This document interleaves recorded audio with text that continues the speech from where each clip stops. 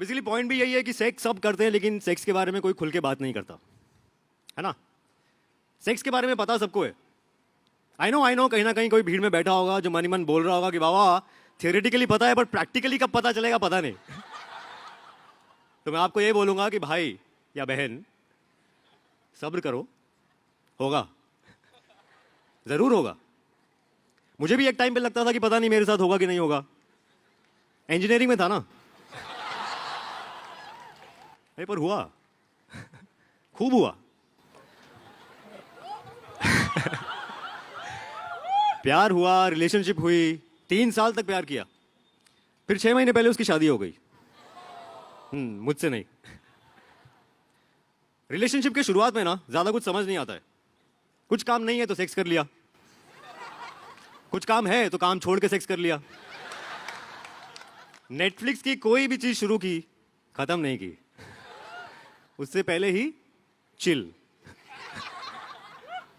फिर कुछ टाइम बाद आपको याद आता है कि और भी लोग और भी काम है दुनिया में, तो फिर वही साथ में घूमना, फिल्में देखना। बेसिकली जैसा भी आजकल के लड़के लड़कियां फील करते हैं रिलेशनशिप में, वैसा फील करते करते 3 साल कब बीत गए पता ही नहीं चला। नहीं, ऐसा कोई रिग्रेट नहीं है मुझे, we had a good time. उसे भी कोई रिग्रेट नहीं था। बेसिकली वो अपनी शादी को लेके हमेशा से ही बहुत एक्साइटेड थी, अब वो चाहे मेरे साथ होती या किसी और के साथ।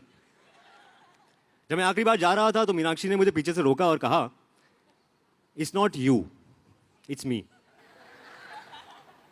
मुझे कॉमन गोल्स वाला कोई मिल गया है, तुम्हें भी जरूर कोई मिल जाएगी। फिर हम डबल डेट पे जाएंगे, तुम्हारे फेवरेट बेल्जियन वॉफल्स खाने, पर प्रॉमिस करो कि टच में रहोगे। अब ये एक ऐसी बात है जिसका कोई सही जवाब नहीं हो सकता, तो मैंने वही किया, नीचे देखा और गर्दन हिला दी। फिर हमने आखिरी बार किस किया, फिर आखिरी बार सेक्स किया। थोड़ी कंट्रोवर्शियल बात है लेकिन शायद हमारी लाइफ का बेस्ट सेक्स था वो। मन में तो ये ख्याल भी आया कि भगवान अगर 3 साल का ब्रेकअप सेक्स ऐसा होता है तो हर महीने एक 3 साल का ब्रेकअप करवाए। कायदे से उस दिन घर आके मुझे खूब शराब पीनी चाहिए थी, पर कुछ खास मन नहीं किया। थोड़ी देर तक इंस्टाग्राम पे उसको स्टॉक किया, जो उसने हमारी फोटोज डाली हुई थी साथ में उनका स्क्रीनशॉट ले लिया, क्योंकि अब उनका डिलीट होने का टाइम आ गया था। मैं चाहता तो इंस्टाग्राम पे एक दिन हमारी वो हैशटैग हिच्ड वाली फोटो भी आ सकती थी, लेकिन मुझे इतनी जल्दी शादी करनी नहीं थी और वो इससे ज़्यादा रुक नहीं सकती थी। खैर, इस सब के बाद मेरा रूटीन मेरा हो गया, घर से ऑफिस, ऑफिस से घर, कहीं भी जाना हो, किसी के भी साथ जाना हो, सब मेरा अपना डिसीजन। वीकेंड पे दोस्तों के साथ 1-2 ड्रिंक्स पी लेना, ऑफिस में थोड़ा बहुत फ्लर्ट कर लेना, काफ़ी था। रिलेशनशिप के मूड में मैं था नहीं, तो मेरे दोस्तों ने कहा that I should try casual sex. अब ये एक ऐसा टर्म है जो मैंने बहुत सुना था लेकिन कभी भी समझा नहीं था, क्योंकि मेरे हिसाब से सारा सेक्स कैजुअल ही होता है। मतलब सूट और टाई पहन के सेक्स करेंगे तो उसको फॉर्मल सेक्स तो नहीं कह सकते। तो मैंने इस बात को ज़्यादा इंपॉर्टेंस नहीं दिया, मैंने सोचा जो होगा देखेंगे। फ्रेंड्स के थ्रू उनके कुछ सिंगल फ्रेंड से मिला, थोड़ा बहुत हुआ कैजुअल सेक्स। मुझे ही समझ में आया कि अगर कुछ भी रोमांटिक बोलने का मन करे मत बोलो, कटलिंग वडलिंग मत करो, और ये तो बिल्कुल अज्यूम मत करो कि उसका कैजुअल सेक्स सिर्फ आपके साथ हो रहा है। बेसिकली इस तरह के कुछ रफ रूल्स मुझे समझ में आने लगे कैजुअल सेक्स के बारे में। और किसी से भी 2-3 बार से ज़्यादा मिला नहीं, बात ही नहीं बनी, क्योंकि बातें नहीं हुई।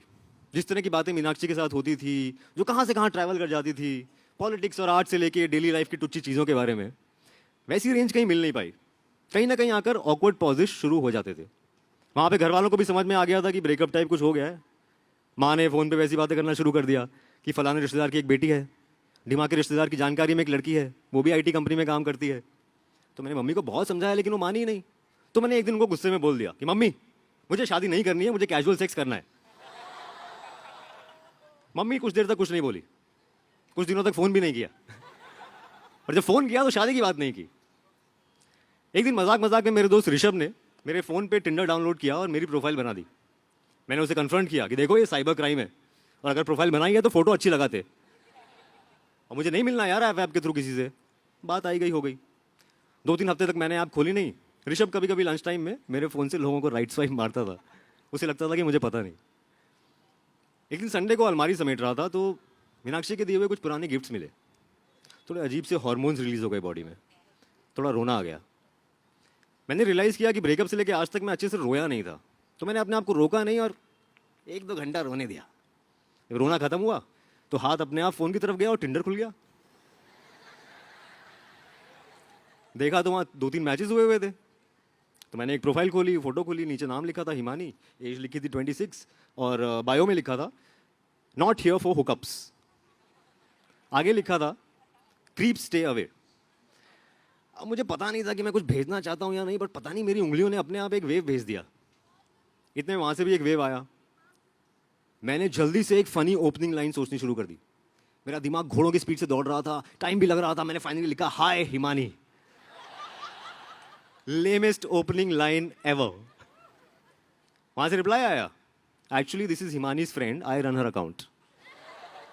मुझे लगा क्या वियर्ड लोग हैं यार, पर फिर अपने दोस्त ऋषभ की याद आई। फिर वहां से सवाल आया, are you a genuine person, you not a creep ना। मैंने बोला बहन, अगर मैं क्रीप होता तो क्या मुझे पता होता कि मैं क्रीप हूं? और अगर मुझे पता होता कि मैं क्रीप हूं तो मैं आपके पूछने में बता देता कि हाँ मैं क्रीप हूं। वहां से साइलेंस। तो मुझे लगा चलो इस ऐप से भी पीछा छूटा। मैं लॉग आउट मारने वाला था कि तभी वहां से मैसेज आया कि sorry, actually this is me only Himani. मुझे थोड़ी हंसी आ गई। मैंने उसको बताया कि यार मैं तो एक्चुअली में फर्स्ट टाइम यूज कर रहा हूँ, अदरवाइज मेरा फ्रेंड यूज करता है। उसे भी थोड़ी हंसी आ गई। हमारी थोड़ी देर चैट हो गई। एंड में मैंने उसका नंबर मांगा, वो साइलेंट हो गई। उसके साइलेंस से मैं थोड़ा इरिटेट हो गया, तो मैंने अपना नंबर वहाँ लिख दिया और चुपचाप लॉग आउट मार के सो गया। अगले दिन सुबह 11 बजे मुझे एक अननोन नंबर से व्हाट्सएप आया, हाय हिमानी दिस साइड। हमने थोड़ी देर व्हाट्सएप पे चैट किया। मैंने उसका नंबर हिमानी टिंडर के नाम से सेव कर लिया। हमने डिसाइड किया कि रात को 8 बजे फ़ोन पे बात करते हैं। तो उस दिन मैं ऑफिस से थोड़ा जल्दी घर निकल गया ताकि ट्रैफिक में फंसा हुआ ना मिलूं। घर पहुंचकर 8 बजने का इंतज़ार करने लगा। तकरीबन 8 बजे हिमानी टिंडर का कॉल आया। मैंने अपने कमरे का दरवाज़ा बंद किया। एसी भी थोड़ी ज़्यादा आवाज़ करता हुआ लग रहा था तो उसे भी बंद कर दिया। हाय मैंने कहा। हेलो उसने कहा। थोड़ा अजीब था। मतलब मैं पहली बार किसी लड़की से फ़ोन पे बात कर रहा था जिससे मैं रियल लाइफ में मिला नहीं था। मतलब वो क्रेडिट कार्ड और लोन बेचने वाली लड़कियों को छोड़ के। और एक और प्रॉब्लम थी, मुझे फ़ोन पे बात करना आता नहीं था। मतलब फेस टू फेस करवा लो, काम की बात करवा लो, लेकिन एक पॉइंट पे मैं फ़ोन पे ज़्यादा बात नहीं कर पाता था। और मीनाक्षी को भी शुरू में इससे प्रॉब्लम रही थी, लेकिन बाद में वो समझ गई थी। अब मुझे पता नहीं था कि हिमानी टिंडर ये बात समझेगी कि नहीं समझेगी, पर उसकी ज़रूरत नहीं पड़ी। 8 से 10 कब बज गए पता नहीं चला। फ़ोन रखने के बाद थोड़ी देर व्हाट्सएप भी चला। एंड में गुड नाइट के साथ डरते डरते मैंने 3 किस वाले इमोटिकॉन्स भेज दिए। नहीं, मुझे लगा कहीं ये वही क्रीप वाला बिहेवियर तो नहीं है जिसकी वो बात कर रही थी। कुछ सेकंड्स के वेट के बाद, जो उस टाइम पे घंटों जैसे लग रहे थे, वहां से भी 3 किस वाले इमोटिकॉन्स आ गए। उस टाइम पे हमको पता नहीं था कि ये 3 किस वाले इमोटिकॉन्स हमारा गुड नाइट ट्रेडिशन बनने वाले हैं।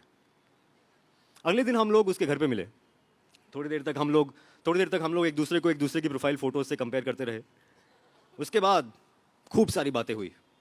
उसके बाद खूब सारा सेक्स। उसके बाद खूब सारी बातें हुई। मुझे तो बहुत मज़ा आ रहा था और मुझे ऐसा लग रहा था कि उसे भी बहुत मज़ा आ रहा है। ऐसे ही हम 2-3 बार मिले। चौथी बार पे एक पॉइंट पे वो मेरी तरफ मुड़ी और उसने कहा, listen, let's not fall in love. मैं थोड़ा कंफ्यूज हो गया। उसने शायद मेरे चेहरे पे सवाल पढ़ लिया तो खुद ही जवाब देने लगी कि आई नो मैंने प्रोफाइल में लिखा था नॉट हियर फॉर हुकअप्स, पर क्या लिखूं, हियर फॉर हुकअप्स। पता है कैसे कैसे लड़के कैसे कैसे मैसेज करेंगे। मैं बात समझ रहा था लेकिन मेरे पास कुछ जवाब नहीं था। तो उसने दोनों हाथों से मेरे चेहरे को पकड़ा और कहा, I am just not looking for a relationship. एक तो मेरे मन की बात छीन ली, ऊपर से इतना ऑनेस्टली कहा कि मैं और अट्रैक्ट हो गया उसकी तरफ। अब ऑफिस के बाद ऐसे रेगुलरली मिलने का सिलसिला शुरू हो गया। नहीं मिल पाते थे तो फ़ोन पे बात कर लेते थे। काफ़ी आइडियल सिचुएशन थी, कोई था भी, किसी की बंदिश भी नहीं थी। अगर मिलने का मन ना भी करे तो मैं बोल देता था। अगर ऑफिस में किसी से फ्लर्टिंग हो जाए तो मैं बोल देता था। वो भी अपनी लाइफ के बारे में सब कुछ मुझे साफ साफ बता देती थी। मैं अपने दोस्तों को बताना चाहता था कि यार देखो ये है आइडियल कैजुअल सेक्स। एक दूसरे का बचपन, ex boyfriend, ex girlfriend, crushes, films, food, sports, BJP, Congress, उसके साथ कोई भी चीज़ ऑफ टॉपिक नहीं थी। कुछ दिनों बाद मेरा 8-10 दिन के लिए घर जाने का प्लान बना। एक रात पहले हम साथ में ही थे। थोड़ा अजीब था।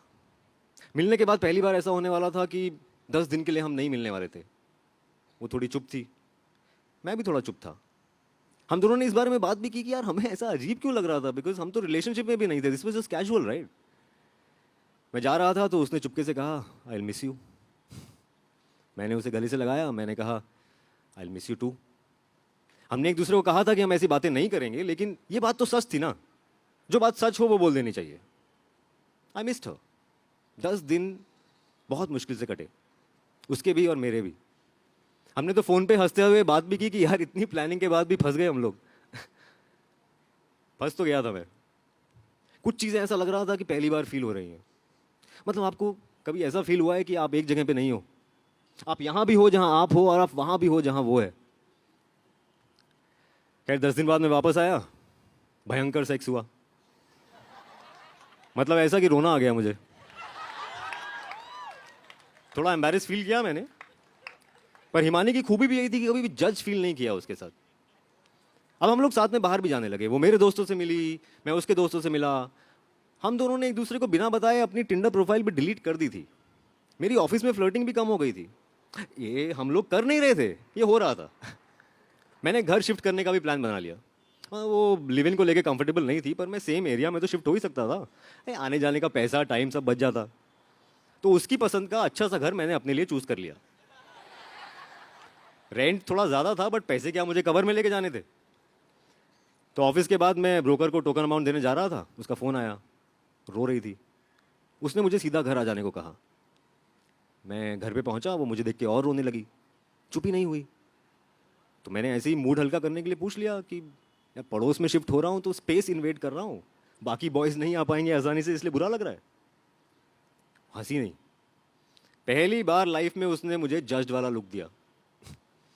थोड़ी देर और रोई, फाइनली चुप हुई और बोली कि एक्चुअली मैं एक और लड़के से मिली थी टिंडर के थ्रू, तुमसे मिलने से पहले। मैंने कहा ठीक है, कोई बात नहीं। उसने कहा no, we met, we fell in love, we got into a monogamous relationship, but then we broke up because it was getting a little monotonous. एक तो मुझे ये समझ नहीं आता कि जब हम लोग ऐसी बातें करते हैं तो इंग्लिश में क्यों बात करने लगते हैं।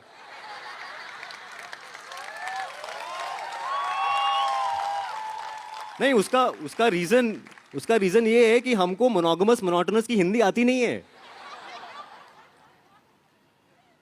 तो मैंने उसको बोला कि ठीक है यार, अब जो हो गया वो हो गया, अब इसमें रोने वाली क्या बात है।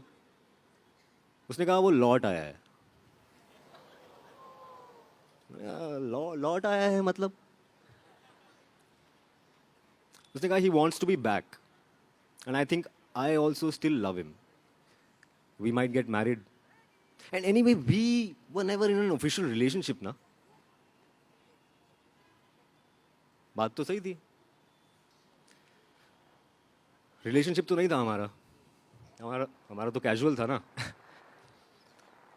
पर पता नहीं क्यों रोना आ गया, फूट फूट के रोया मैं। और सुबह 7 बजे तक यही सिलसिला चला, कभी वो चुप होती तो मैं रोने लगता, मैं चुप होता तो वो रोने लगती। बीच में 3-4 बजे मैंने ऐसे ही कैजुअली पूछ लिया should we have breakup sex. एक ही रात में दूसरी बार उसने मुझे जज्ड वाला लुक दिया और बोली please please don't be a creep. मुझे लगा मैं शायद क्रीप ही हूं। उसने साफ साफ लिखा था प्रोफाइल में क्रीप स्टे अवे, तो मुझे स्टे अवे ही करना चाहिए था। खैर मैं जब वहां से जा रहा था तो मीनाक्षी ने मुझे पीछे से रोका, सॉरी हिमानी हिमानी ने मुझे पीछे से रोका और कहा it's not you, it's me. मुझे कॉमन गोल्स वाला कोई मिल गया है, तुम्हें भी जरूर कोई मिल जाएगी, फिर हम डबल डेट पे जाएंगे तुम्हारे फेवरेट बेल्जियन वॉफल्स खाने, बट प्रॉमिस करो कि टच में रहोगे। मैंने वही किया, नीचे देखा और गर्दन हिला दी।